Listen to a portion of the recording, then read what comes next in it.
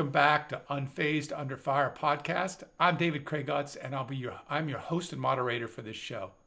Again, I launched this podcast for two primary reasons.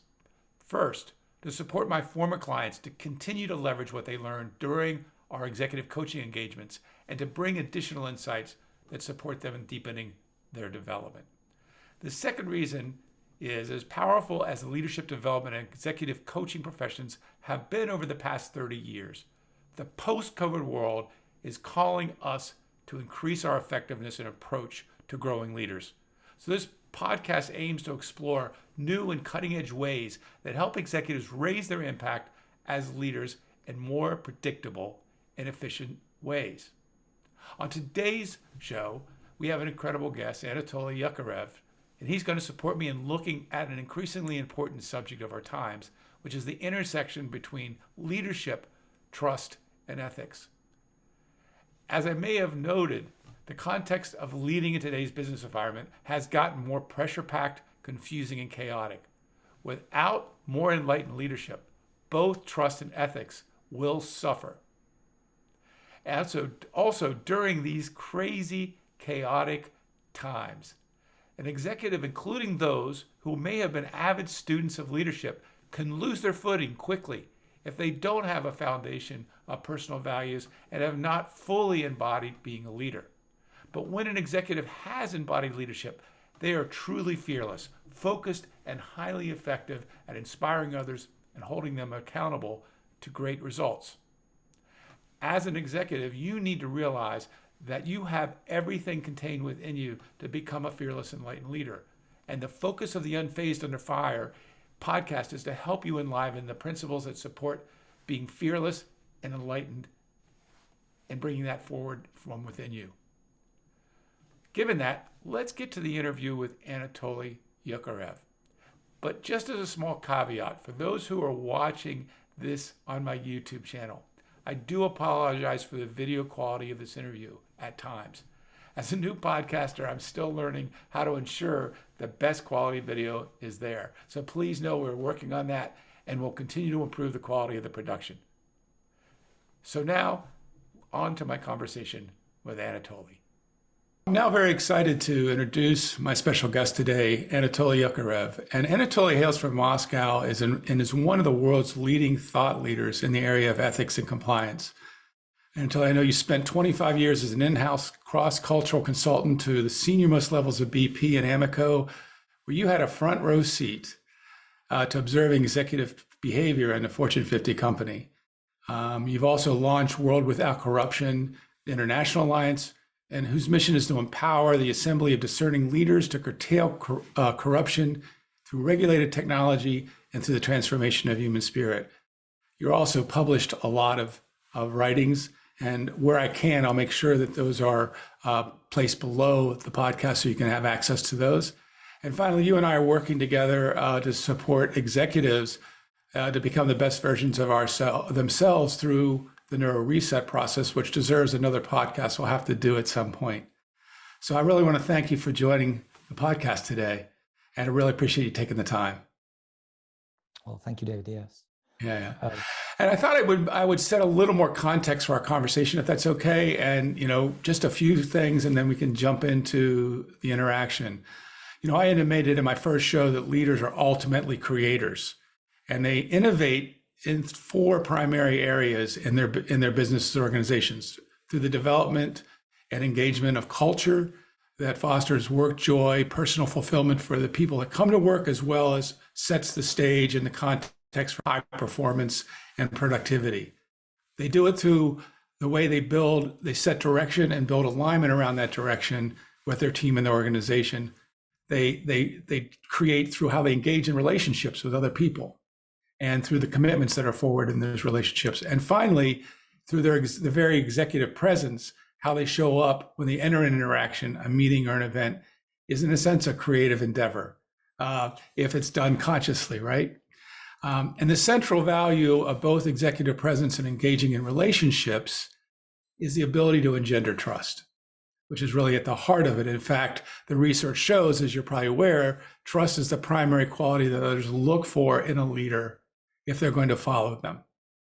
And in the Thin Book of Trust, I think it was Charles Feltman talked about trust having these four qualities to it.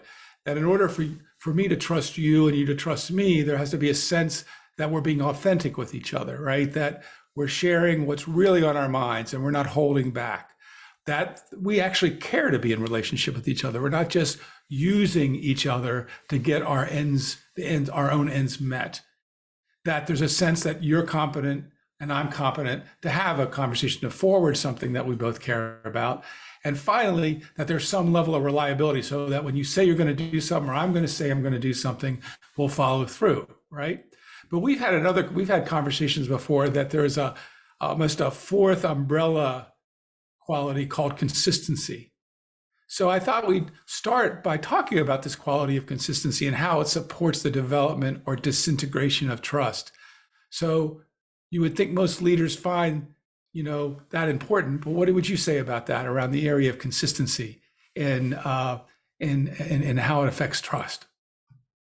Yes, thank you, David, for having me. I mean, you're bringing a very interesting element to this, because normally consistency is never listed among all these features or faculties that you would expect, a leader to have. So therefore, we're talking about loyalty, we're talking about personal integrity, all these high, brow words. But technically speaking, consistency is the mother of all of these things. Yes. Because if you never follow through on your word, if you never meet expectations, if you never allow yourself to be held accountable or to be held to a higher standard, nobody's going to believe you. I'll just give you a personal example. I was kind of like asking some of the C-suite, executives way back a decade or maybe a long time ago. I asked, what do you think integrity is? And those guys at the time said, oh, it's when you have a network of trusted buddies. This is real integrity. Right. And I thought to myself, wow, there's a lot of work carved out to be actually understanding this. Now, consistent behavior is already a prerequisite for any accountability. Right. If you're consistent, you're predictable. Because in the current work environment, what's missing, actually, it's not missing, it's there. Unpredictability and chaos are those elements how a lot of leaders rule.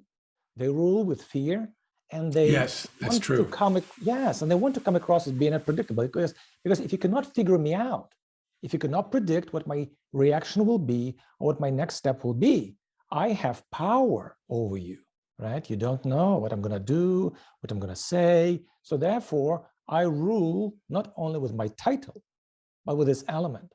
Now, if you're consistent, people come to you, and you don't need to invest heavily in that trust, because it comes right on the heels of being consistent.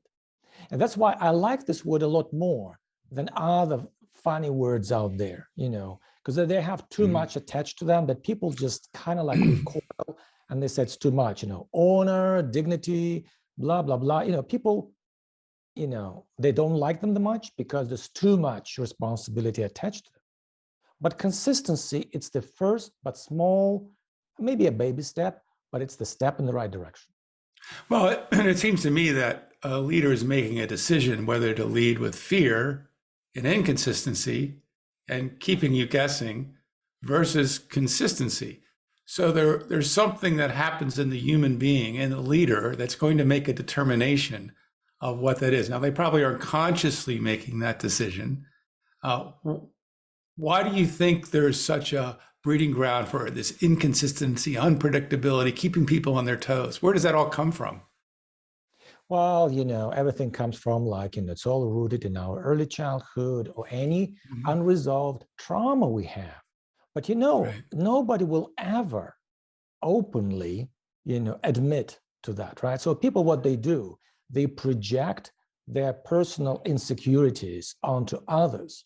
So therefore, when they want to run hamshot, run over people, boss people around and all that, that's how they're projecting their own insecurities, because they know, eyes are on them, how they perform, how they deliver, how they deal with subordinates, how they deal with their direct reports, right? I mean, this pressure is always mounting, leaving no time to reflect, no time to do any self-reflection or fixing things or patching up things. So therefore, the subconscious mind begins to project those unresolved, psychic wounds. And if they're not addressed, you have a very raw leader who is actually very, dangerous in terms of what they're going to do, what they're going to say, because it's not only their reputation, it's the reputation of the company which is at stake.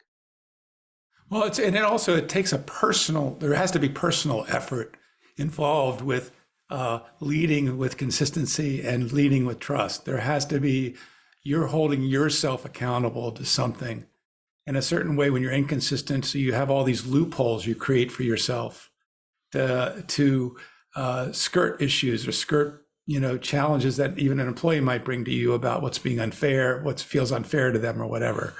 And I remember working with one CEO who led that way. He led with fear. He led with inconsistency and unpredictability. Every once in a while, he would bring you into his office and hold you close and tell him you're just doing this amazing job. But then the next day, the other shoe might drop. And it was, he actually produced pretty good results for his organization consistently over time. But I remember him having a conversation with me. He brought me in to coach his people. Right. And we met, and I remember meeting with him after talking to the HR leader, and he said, David, you're never going to coach me. I'm not going to change. But what I need you to do is get my people to follow through. Right. And so I felt like, it was a very interesting engagement in that way. And I ended up having some great clients out of that engagement. But again, it goes to show you even needed to make the comment to me that don't even think about looking over here. I'm not interested in change. So that's another thing, is that seems to be a trauma response as well, right? That the individual doesn't even want to go there, because what is that? That means they have to start looking within themselves at themselves, which is really the core fundamental nature of leadership development, right? Yes. If we look at development, you have to start looking at yourself before you can expect, or leading yourself before you can expect to lead others. Yes. Any thoughts on that? Or That's absolutely very true, but again, it's a very thorny and a difficult issue to raise, because you can imagine for anyone who rose to a certain rank and actually amassed enough accolades and recognition and everything, right? For them to focus on those unresolved issues they have buried deep underneath. Nobody wants to do a deep dive on that level of trauma because it hurts and there is no promise that it will get resolved. So people don't do that, but they keep hurting everybody else around, and that's the problem, because, when we're talking about this aspect of ethics, okay, let's forget about ethics. Let's just kind of dissect and focus on just very small elements that could be delivered. And, I want to share, my personal example, the former CEO of BP, Bob Dudley, because I've known him very well. And, he was a very calm guy, very confident. But, two things that he had and that always, everybody around him admired in him is that he, his deep personal confidence somehow permeated and engulfed others. So people felt included. That was one thing.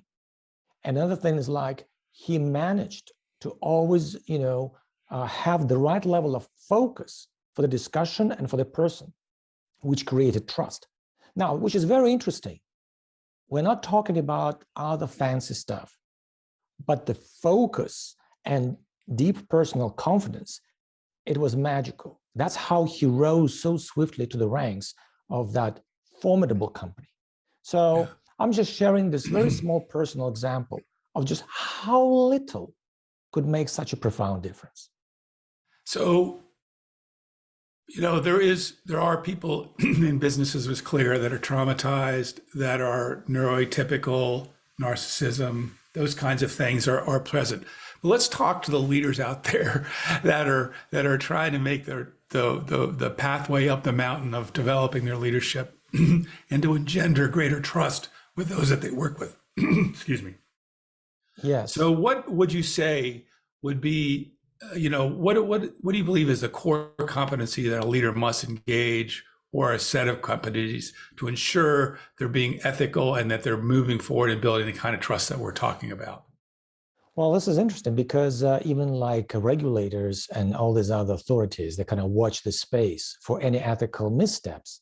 They keep saying that, well, you have to be consistent with your ethical communication. You have to be setting forth, tone at the top, blah, blah, blah. But this is true, even though these are all the right words, but everybody kind of shrugs them off. So, like you started off with consistency. So this is, again, the element we have discussed, which actually one of those building blocks in that cornerstone, right? So another thing is, just a while back in the pre-COVID days, they were talking about ethical leadership. How do you do that? Well, technically speaking, it's very easy to accomplish, because when you communicate the need for being ethical on a regular basis, it's half of the job done. Communication, and communication of what exactly? Well, you talk about the core values of the company, and you setting the tone, but just being consistent about that message. You don't need to do anything. You don't need to like schmooze or go around and hug everyone. You don't need to do that stuff. That's primitive. These days, we live in a digital world. We cannot communicate directly in a very personal manner. So what we can do, let's focus on those incremental small steps, but trust me, there will be enough to set the tone.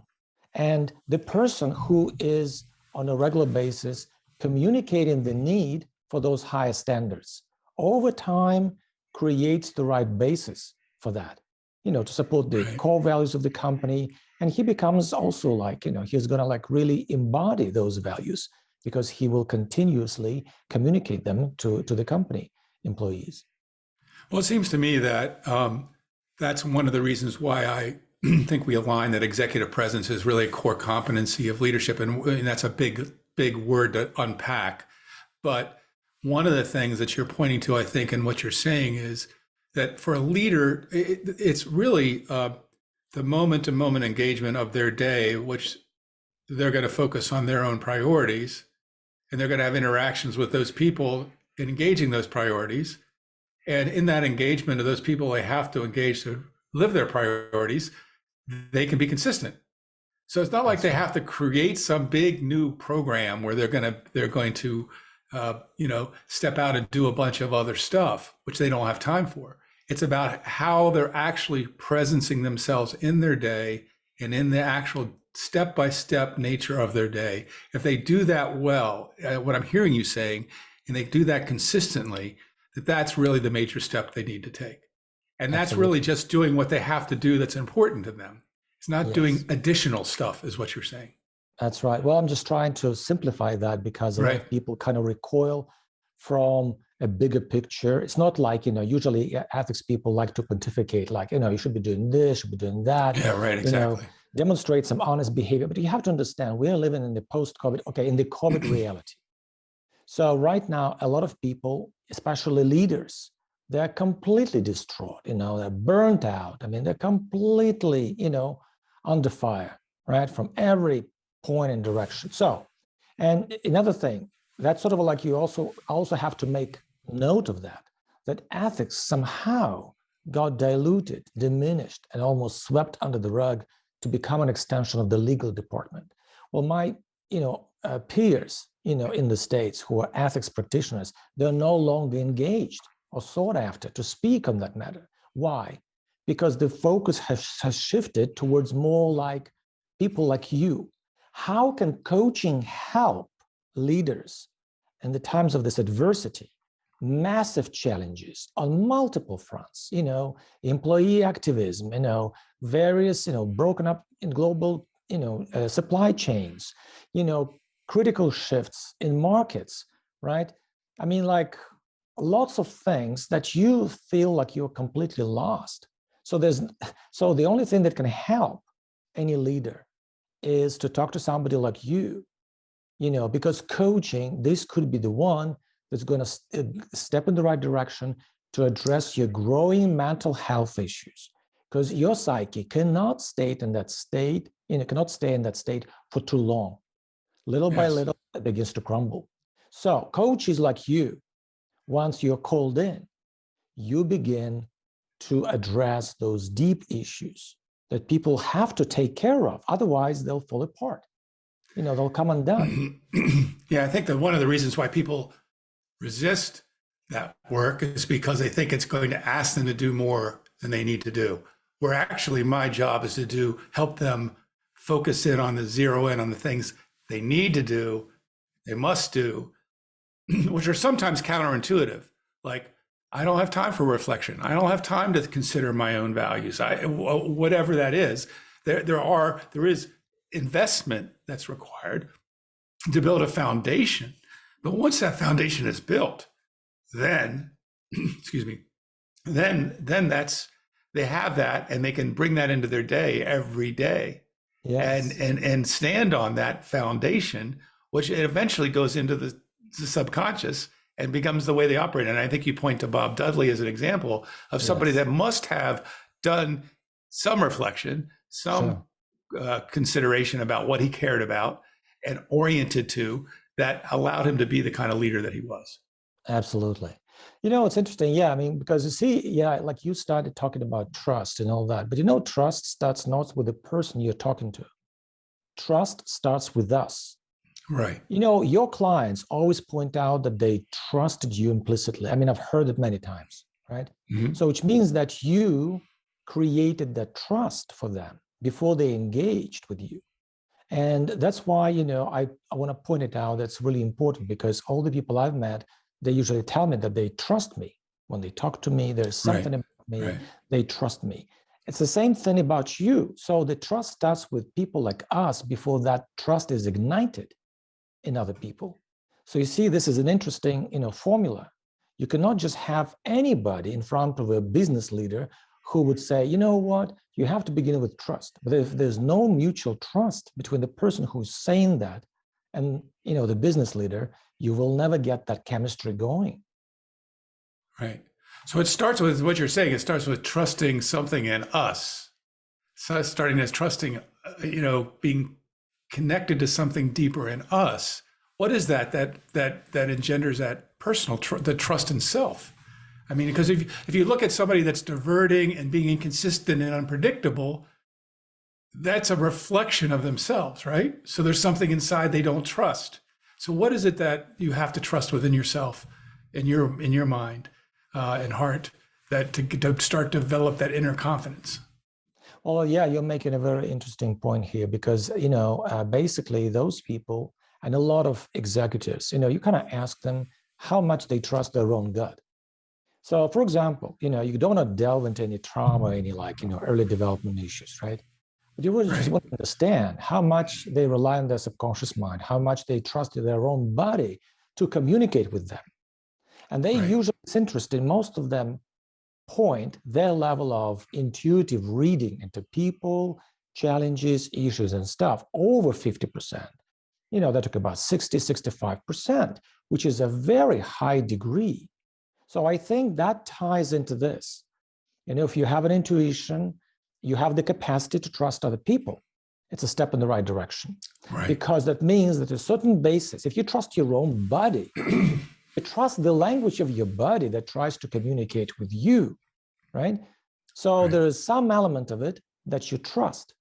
And then you extend that level of trust for yourself to another person. And then it's like a boomerang, it comes back to you and reinforces that growing trust. And then you just take it to another level by working through, issues. Even if you don't work on them directly, they have no time for self-reflection and stuff like that. But the continuous engagement with somebody you trust helps heal that deep inner divide within you. It's the beginning of a healthy relationship. Absolutely. Well, I mean, I think that, the simple nature of reflection that we don't have enough time for in our day.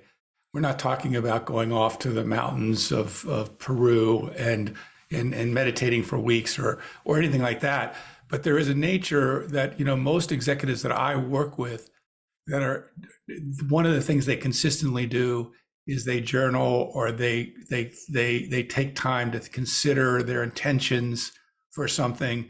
They slow down a bit, and I always say sometimes you have to go slow to go fast.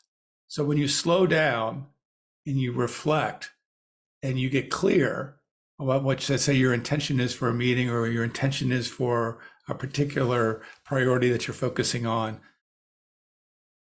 or how you want to show up in a particular meeting or whatever, you are actually saving time. And you are actually galvanizing something within yourself that brings you back to that confidence that you speak about, that you had found in Bob Dudley and yourself and myself. So, we have a training industry today that is well invested. I think we spend $166 billion in the United States a year on leadership training. And I'm wondering what your thoughts are on the leadership development industry and that investment, and where it's being used well and where it may not be used well. Because I find that this bleeds into what we're speaking about. It's like we're investing all this money in leaders. We have CEOs that add consistently in the research, whether it's PwC's leadership survey or the other big four or McKinsey, that consistently show that a CEO thinks investment in leadership development isn't one of their top priorities, because obviously it's becoming more so as they're being fried today, as you point to. I need more people around me that are going to lead, because I can't do it all by myself. So what is your thoughts on, if you have them, on the what we're investing in leadership these days, and if there is some change that is being called for? Well, yes. I mean, you're making a very good point here, because it's actually, this huge glut of investment that doesn't generate the returns, needed. I mean, that's definitely clear. And, either like, the four, big four consultancy firms who step into this fray and try to actually, redefine it a bit and stuff. Again, let's go back to this intuition and trust. Now, this is the problem that the industry has, because a lot of people, in the executive development, professional development, are the people that business people don't trust. So therefore, you could be very knowledgeable, but you have to understand, if you're a shark, you can sniff out another fish very quickly. You try to peddle something to me, I don't buy it, right? I can smell it in the air. So that's what I'm saying. When you stand in front of these people who make multi-million-dollar decisions a day, and you're trying to peddle your goodies, talking about the good stuff, but they can see you, they can feel you, right? And they know you're not being genuine. And that brings up another element. What's really missing? Authenticity and the genuine character in those people who are trying to engage with the potential clientele, from the business executive world. And that doesn't happen because there's no chemistry. These people can very quickly tell, okay, you're coming from a very prestigious firm. You're dressed up to the dolls. I mean, you look nice, you speak very smoothly, but I don't trust you. I don't feel you. There is nothing to connect us. So why should I spend my focus on you if it's not going to give me anything back emotionally, physically, inspirationally? Because these people, they always look for those takeaways. From each meeting, they meet with people. They really want to understand what they're gaining from this. Okay, you're giving me the knowledge, but this knowledge is not backed up by your own chemistry. You don't believe in what you're saying. You're trying to give it to me, but you're not a believer. So that's why I think the industry fails, because there are not enough people who live and breathe by what they preach. So when they get rolled out in front of those sharks, the sharks just laugh in their face. Come on, you're trying to coach me. You've got to be kidding me. So that's why I think the industry right now is stalling. It's like spinning wheels, because they cannot come, by the way, for a different reason as well, because the COVID challenges and other interrelated, to the war and the global breakup of the economy, they create additional challenges that need to be answered. But people who show up in front of their clients, they have outdated knowledge. They cannot talk on the issues at hand. they cannot connect, they're not relevant. So business executives, they just don't need old books and old mantras. They need something that could help their decision-making mechanism. Well, and I think when I think about working with my clients, yeah, we have exercise. I engage them in exercises and reflections and so forth, and that's a lot of times the beginning of an engagement. But I find that the most value they get from sometimes is just having somebody that can help them think through situations and understand kind of certain principles and frameworks that help them think those situations through more easily and more clearly. So there is value in fundamental frameworks to help with the thinking process, the critical thinking process, the ability to address and assess, gut instinct and understand what that is and how to use that well, et cetera. But I think we do have all these fancy models and frameworks and, research and data that sometimes comes to bear that dilutes the true power of those fundamental principles. Just an example of just a principle of navigation, understanding I have to have the latitude and longitude of where I'm going. I have the latitude and longitude of where I'm coming from, and then I can get there. But if I don't have either one of those, then I'm kind of lost. There's no way I'm going to find my destination. And little things like that can be helpful to help lock something in for executives. And you provide that, or distinctions around, walking into a room and how do you start a conversation so that you can get to the result you want to get to, versus how to be fancy and the way that you do that. So there's simple things, but I want to point to that. A lot of times what it is for a leader is that having somebody that actually going to hold them accountable to what they say they want to create and be their partner, in a sense, sit in a chair next to them and look out at their situation with another perspective, but one that has been honed over time. But anything else you would add about what you think has to happen for leadership development programs to be more effective? Anything you want to add to that? Oh, yeah, you're making a very difficult point here, because again, like I pointed out, every leader has been pushed, in a direction they have never been prepared to go, which means they have to make decisions. They are not accustomed to making those decisions, right. Which means that anything in resolve they have inside, it comes to the fore. So therefore, they leave, it kind of leaves that invisible imprint on every business decision making, which over time, if you get really distraught, if you get really stressed out, your decision making becomes flawed because it doesn't have any foundation to fall back on. Now, the industry that you referred to, now, can that industry readjust itself to right. become useful and relevant? I doubt it. Why? Because a lot of people employed or involved with that industry, they haven't done their homework themselves, because they keep dressing their deep, internal wounds, and they hope to coach somebody who can actually tell, hey, you haven't addressed your own demons, and you're coming to feed mine. So yeah, it's well said. Well said. Yeah. So yeah. Yeah, so I think the best coaches and the people that I know that I respect in the profession have done their work.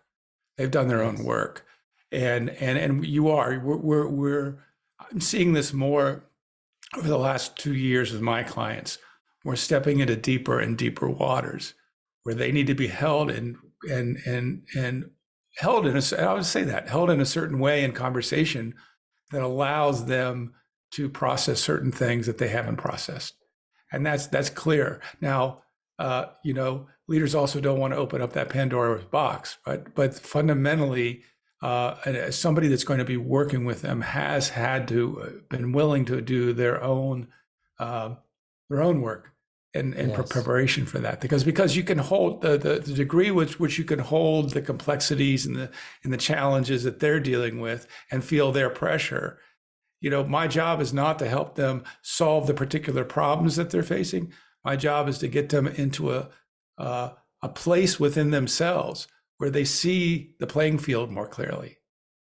Yes, and they're able to ground themselves and begin to trust themselves, because, most of the decisions they make most of the decisions, a lot of decisions they make, they're getting good data on making those decisions. But at the end of the day, the data doesn't make the decision for them. They have to make the decision.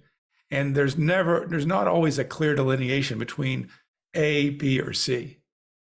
Sometimes there is. And they have to just trust. And they have to trust. They have to also realize, oh, I might make a mistake in making that decision. Yes. In the process of getting to the ultimate result, we may have to, I always say visionaries inherent in a visionary's light, a visionary's world is obstacles, because they're envisioning something different than already exists. So obviously there's going to be obstacles in their path to fulfilling their vision because it doesn't exist right now. So the same way, I mean, every decision you make, you can't know what might happen tomorrow that would counter what seems to be a brilliant decision today, right? Sure. And so leaders have to trust a deeper inner resourcefulness within themselves and a deeper intelligence that you and I both know exists. But there's been some concrete laid on the floor above that treasure house. And you can say that would be the trauma or the resilience or the fear of going into themselves to find the doorway to that treasure house, if you will. Yeah. But it's actually, it's pretty much needed today more than ever. And I want to touch like in a very small element of it. Think about this. Yes, trust and all the stuff, all that chemistry, it's all very important, but it's all also it is very intimate. So you almost have to get close enough to a person to establish that level of communication. Right. But you know what's sometimes needed, even before you get into this and you have a chance to talk to your, potential client, a prospective client and stuff. I think what's really missing in the industry, and apart from what we have already discussed, is that promise of liberation. Because if they feel that if they embark on that path with you, they don't know how it's going to play out in the end. But if they feel that promise of liberation as a result, or even during that promise, it's good enough. I can guarantee you that, because I've spoken to so many executives, they always scan, like their brain is used to scanning the environment for threats, for things. Mm-hmm. And if they lock in on you, and there is that little promise, it's good. It's more than good, as a way to engage. But you made a different point earlier, which I want to go back to. You were talking about the prevalence of narcissistic leaders in today's world. So this is something that apparently they don't need coaching. So the coaching can only recoil from them. They're not very coachable. Yeah. That's for sure. But I see this as another troubling trend, because narcissists are better equipped to ride out this storm than neurotypical leaders. But you wouldn't want to live in the world ruled by narcissistic leaders. It will be a very unjust and a cruel world, highly manipulative, and with other things and bells and whistles attached, right? So what I'm trying to say is that these days, neurotypical leaders, they need all that help, and they become more precious to stay in business, even if it costs them a lot, but the sooner they realize the need, for their own sake to begin and embark on the journey of helping themselves, the better off they will be in this current crisis. Well, it goes back to confidence. If you look at a narcissist, and I a lot of times I'm coaching leaders on how to deal with narcissists. Now I'm not coaching narcissists. It's so funny. So I've gotten a bit of an education because I've had to, because I'm seeing more and more of my leaders running into the buzzsaw of a narcissist within their organizations. What I find is with a narcissist, they talk a good game. They do a lot of smoke screens, but they don't really do much work at the end of the day. They blame all the problems that they create on other people. They have this very interesting way of operating that is maddening, quite frankly. But the other issue is that you find that, in a certain way, there's this aura of confidence that they generate that almost can make a neurotypical person doubt themselves. And yes. So again, it goes back to what you're saying. Where do you find, you have to spend the time and do the spelunking, if you will, inside yourself to see what's keeping you from being fully confident.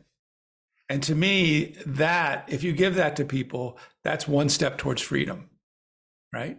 If I find this part of myself within myself that I can have solid connection to and trust, goes back to the issue of trust. I can trust this in myself and I can stand in that place. And it's not even standing in a place, it's being in this place. And now I'm interacting with that narcissist. And we've worked with clients, you and I, where they had pre-working with you in the neuro reset, they had an issue with confidence, and post reset, nobody messed with them, right? They found this place of confidence within themselves. And I've also helped my clients get there where they can stand on it, even in the face of fire, right? And be unfazed by it. And, you know, that's the place that we need to really drill down to in our, you know, kind of final moments here, is that this understanding that, would you say within most or all, maybe some neuroatypical people, it isn't as accessible, but there's this place of solidity in us that when we find it and we begin to stand on it and we begin to cultivate it, it's different from the conscious thinking mind. It's deeper. So can you say a few words about that place within us that we do have, that it's worth spelunking and going into the reflection and the deep dives to find this place? Sure. Well, you know, again, probably for the sake of like making it all sound very simple, I think because these days people just don't have time for any, you know, in-depth dive on this issue. But I'll just say this: we talked about trust. We talked about, you know, how people learn to harness the power of their intuition. So I'll add this: what you're talking, you know, this reference to that deep internal solidity that could be attained.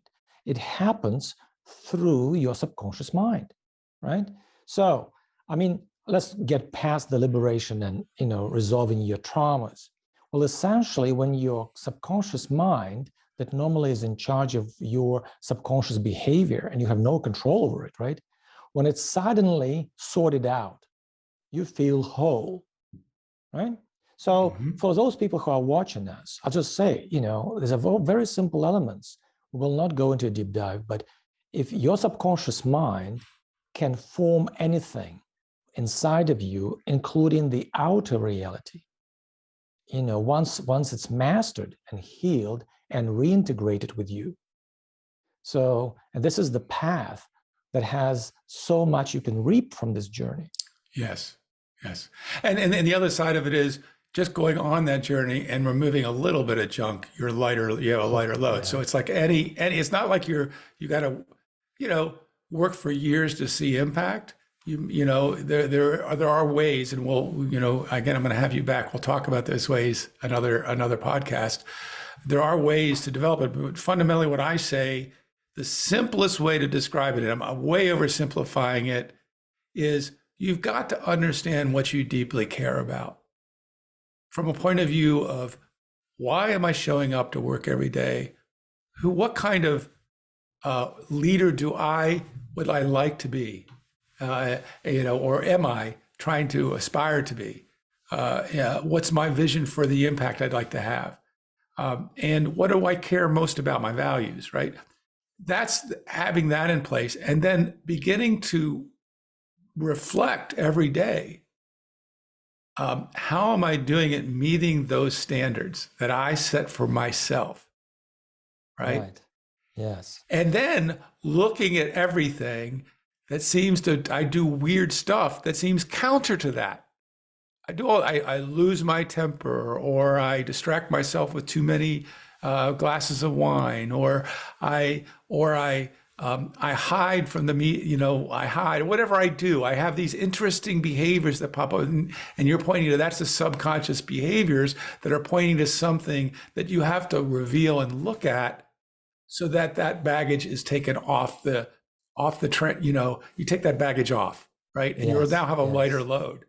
And that's, to me, is the simplest way to describe the process that can be speeded up. And we talked about neuro reset, as an example of that. But that seems to be the simplest process. And that's kind of at the highest level, what I engage with and part of what I do with my clients, and one of my mentors said, you help your clients understand what they really care about, and you become irreverent to anything that gets in their way. Right. Yeah. So the irreverence is not disrespect. Sometimes it's having a conversation and going into the mess with them. Right. Yeah. And being willing to articulate that. And there's various different ways of doing that. Any additional comments you have on what I just said? Yeah, I just want to comment on what you have just said. So, I mean, initially you said that you did make that reference to the junk and removing the negative blockage. Well, that stuff does sit in your subconscious mind, and that blocks everything you do and trips you up continuously. So therefore, when I made that loose reference to the subconscious mind, it's a good thing you stepped in and you pointed out the negative blockage. Well, technically, it resides there in your subconscious mind. Right. So it comes on the heels of getting it cleared, expunging it. That's how you get liberated from its hold. But going back to your points that you're making on vision and mission, this is where your job becomes so precious, because a lot of times people, when they try to work on themselves or do something about it, they can never understand fully what their real role is, what their personal mission statement is, what their vision is. So that's where you step in. And this is a very critical moment when you help people align their vision and their projection of themselves, and help them incorporate and embrace their personal mission, what they do, that most of the time extends beyond the boundaries of their responsibilities at work, right? So this is where you are so critical, because the level of trust needed to discuss that should be very high. Right. And when you get there, that most of your job is done if people are discussing and engaging with you on this topic to help them see what their mission should be for them and what's going to be, their guiding star. Right. Well, we've kind of been on quite a journey today. I mean, we started talking about, the intersection of ethics, leadership, and trust, and went down the rabbit hole into our subconscious. So it's like, that's the root of it, right? And we said, when we shared a couple stories we did, one with a leader that led with fear, and inconsistently another leader that led with this confidence and this kind of presence and this engendered trust. These are two different individuals that clearly had a different subconscious operating system. And it truly is an underlying operating system, and what we're coming back to again, a lot of the work around leadership development is helping people understand what's the operating system they have now. And what do they have to do to upgrade that operating system in order for them to thrive? And now we're in a world today where we have, much more than anybody bargained for in their career or their MBA program. No way that those things got them ready for what people are dealing with today. So the cork is coming off the bottle. There's no way of confronting your day without looking at what we're talking about. Because if you don't look at it, if you don't work with some process of looking at this, you're going to unravel. And we can see that happening in the levels of burnout that are increasing in organizations today, and that people are facing pressures. And a lot of the times, I don't think they're talking about it because they don't know what to do about it. Yeah, that's true. It's like I see no evil, hear no evil, whatever. Yeah. They're just going to show up every day, but at a certain point, they're going to hit a wall. Yeah. And that wall is unnecessary in the sense that they're just looking in the wrong place. They're trying to look still in their past and their conditioning for answers that they know that aren't there. Right. Yeah. But I want to make another point, because it's a bit of probably more, the situation is more dire, because it's actually now we're talking about the mental health issues pandemic, that become so prevalent, because all these unresolved issues, compounded by the level of stress and the nature of those challenges that people are ill prepared for, they contribute to this massive, rate of suicides, because, dressing up the pandemic of mental health issues with the idea of a burnout, I think this is a bit of a disguise. Yeah, that's actually good. Well said. It is much more extreme than that. I mean, I do see an increasing amount of people acting out in my, I'll have a conversation with an executive, and, meltdowns are happening around them with people.